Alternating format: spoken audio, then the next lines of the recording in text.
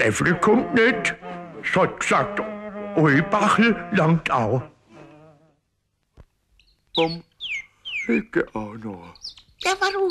damit ich nicht so allein da lieg. Du hältst ja Zeitung verkehrt rum. Ah, das macht doch nix. Ich kann sowieso nicht lesen. Das mach ich aber nicht mehr lang mit. Jetzt lach doch ein bisschen, Kerle.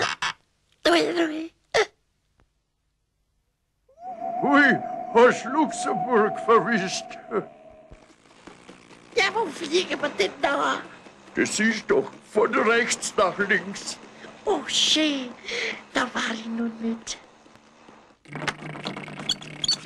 Pass auf, da kommt der Kurf. Das hätte ich auch früher sagen können. Schreibt man T mit 2 oder mit 3 E? Ja, wenn du einen starken Tee willst, dann kannst du mit 3 E schreiben. Heide, nein. Lauter große Buchstaben. Oh. Schnürsenkel, Schuhcreme. Ah, du Simpel, ich lauf doch barfuß. Fahr doch nicht so schnell. Wir kriegen sonst einen Strafzettel. Ui. Warum regnet's in der Wüste nicht? Weil da nichts wächst. Warum wächst da nix?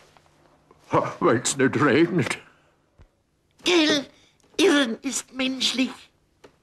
Das kann doch uns egal sein.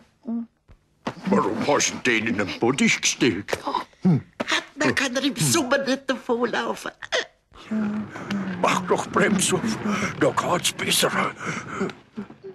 Oh, unser Party ist schon stinklangweilig. Jetzt halt ein paar Leute eingeladen.